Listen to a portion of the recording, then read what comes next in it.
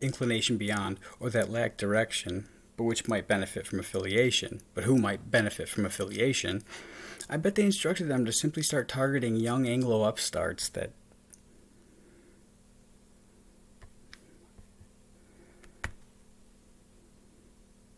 any young Anglo upstart that wasn't specifically with them. Who knows, maybe the teenagers were given license to avenge themselves of old personal vendettas of childhood and piddling indignities of pubescence under the blanket subsocial authority of its faceless fascism.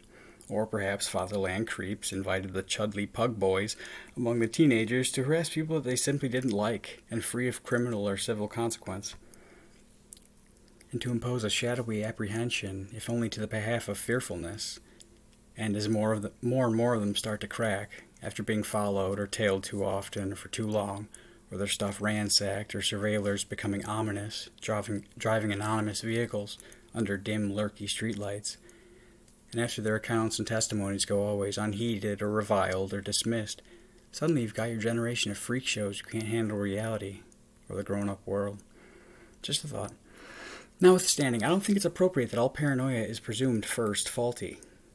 But given so much that it is, and insomuch that its suspicion supposes grandeur that is more usually delusional, and even despite, regardless, that each case, each person, is a unique diagnosis, and thusly, to some extent, an independent event in progress, though perhaps it transpires simultaneously to others, and though we're all exposed to this awful modern mess, and carry the techno-media social pathology, and each is the daily meiosis of our digital disease, so that to some small infinitesimal extent, we're each the cellular contagion and the cells of the contagious biology against ourselves, and so none of us are, to any each other, mutually exclusive, or events without dependence to some decimal degree. Even so, and unto prudence unto such, I usually conduct myself with more caution, because that so simply might my remark at the plasma place be interpreted for psychosis, recorded as psychotic precedent by my oppressors, explained away as and by impersonal diagnostic terminology, and my name, perspective, and opinion dismissed forever, or worse, my freedom institutionalized indefinitely. And maybe grandiosity is simply seeing in oneself too much story, but more than that, believing that others see the same story with the same depth and complexity and precision which is known of oneself, perceiving in oneself, perhaps, persona incongruent with the significance of their presence within daily exchange.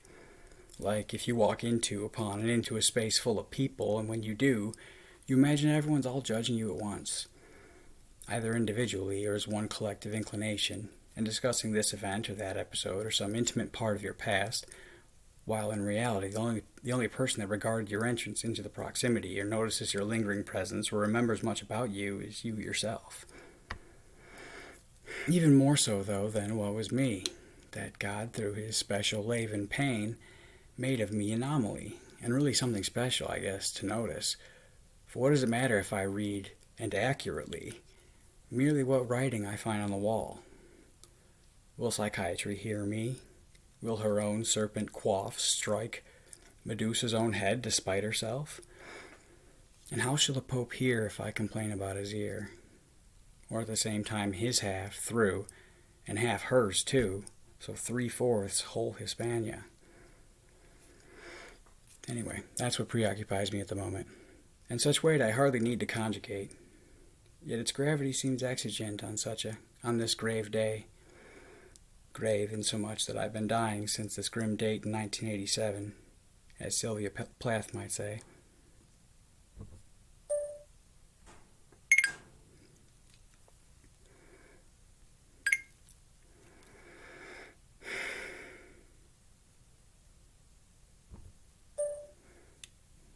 As Sylvia Plath might say, every day inching closer to the happy culmination of the pain sent forth then, when I extruded out or was expelled or hatched or however I emerged gross, and first, and preceding the placenta that seeped oozing out after me, yet still was the second most precious excrement to issue forth from within her that ugly day.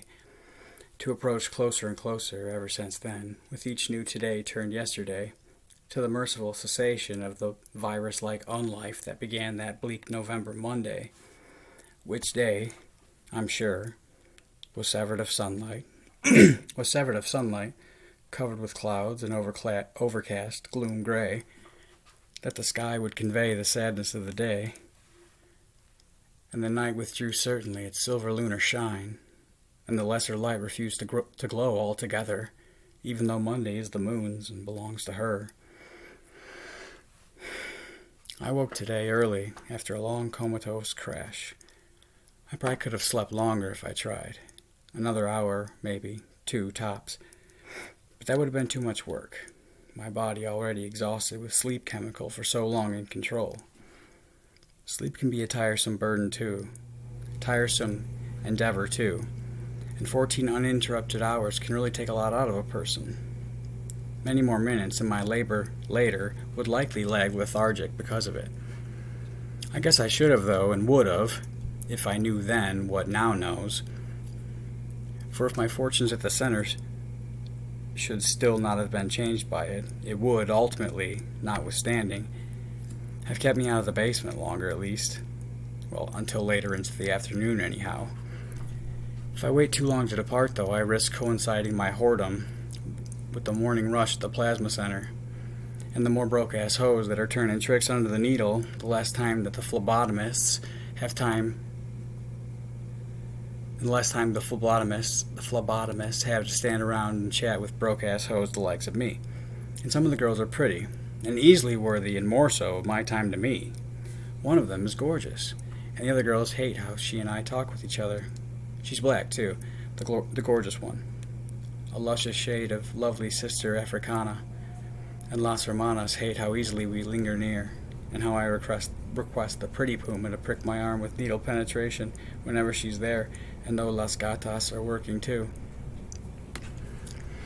Beyond the chance, however, of perhaps playing pretty woman, and like a hooker with a heart of gold, finding love somehow in some dingy crevice of society's seedy underbelly, while I'm not exactly eager to isolate myself within the cold hermitage of my aunt's basement, to spend the next 16 to 20 hours thereafter, broken only by brief cigarette breaks throughout, chipping away at this great mountain which somehow, rock by rock, I must remove to the sea. Yet so my time is certainly more better utilized there doing that than it is keeping company in line with the other defects that are donating. For as much as an hour, when the place is sparse, turns into 2.5, even 3 hours when it's crowded, and I've got too much mountain to move to be wasting precious hours waiting for Daddy's staff to stick me, drain me, pull out of me, and I leave depleted, defiled, used, and deeply, deeply ashamed. I think I walked into the center around 8:30, thereabouts, between 8:20. So I must have woken somewhere there, siete, which I think may be pidgin for 7-ish. Dicked around for a bit in my aunt's kitchen, chugging water, filling as fast as I can my stomach's tank with a 1/4 gallon or so, opening the pantry and fridge, closing, reopening a couple times, seeing if anything looked appetizing, then palatable, then consumable, but nothing did. So I poured myself a glass of milk, which I drank with a cigarette, in front of the television, and as a pot of coffee brewed.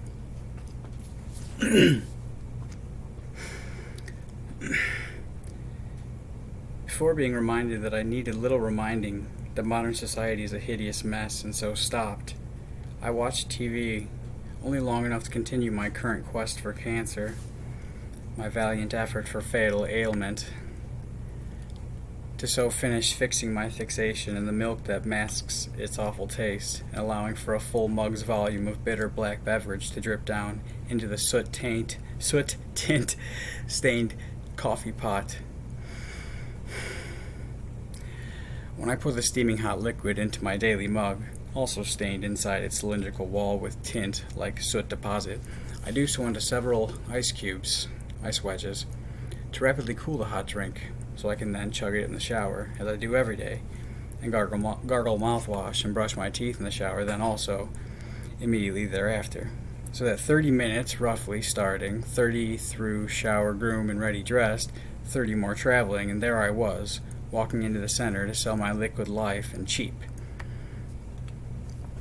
So be then less here today, that some part of the sanguine substance of the physical chronology of right now, today, should siphon away. And present within me also there should be less yesterday, that in exchange for little pay, there goes my recent life away.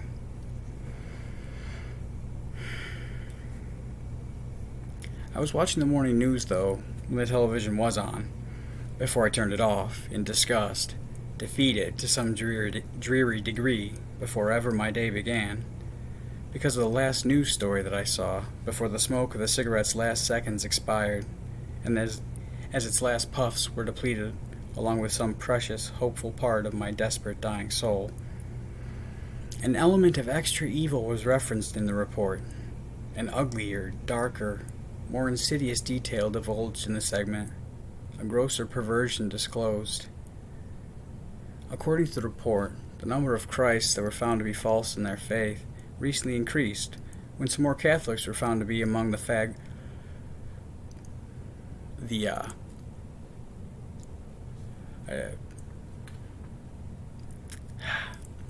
misspoke. When some more Catholics were found to be among the fog-fold family of Satan's house, parishioners among the congregation of his cyber-sin church.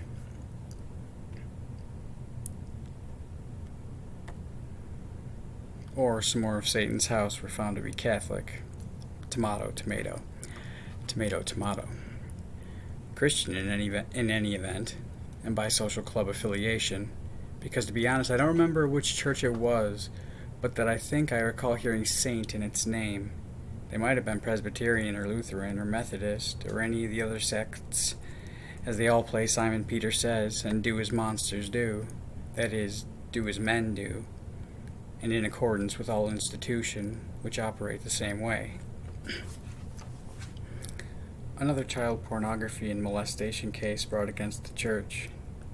Some cars were stolen in Chicago too, as per the report prior, so 2 prevalent and constantly recurring problems reported in a row. In secret addendum to this particular story, though, the report acknowledged that included among the fog fraternity's filth, there was an image of a little boy made to spread open his arms and situate his exposed, exploited, naked little body in the pose of Christ's crucifixion on the cross. Try to appreciate the disturbing depth of such depravity, the fully engaged id impulse on full display here, the utter hatred for holy notion, signified by the malignant masturbation, base behavior made even more morbid and depiction even more profane, illustrated by the easier erection that its molestation material was meant, presumably, to elicit, and the greater pleasure that its even deeper perversion's purpose was meant to provoke, to so increase and surge and accentuate the swell arousal of love sensation in so hateful and vulgar mockery of God and angels and winged messengers and cherub. Like kill a kitten in front of one of these sick fucks and he's half chubby. To see a child's hands nailed to the cross, though, yet pretend torture will have to do. And to watch a little boy suffer nude until his convulsions cease and he dies, that would be just too sweet a savor to the deplorable fogs of this particular parish.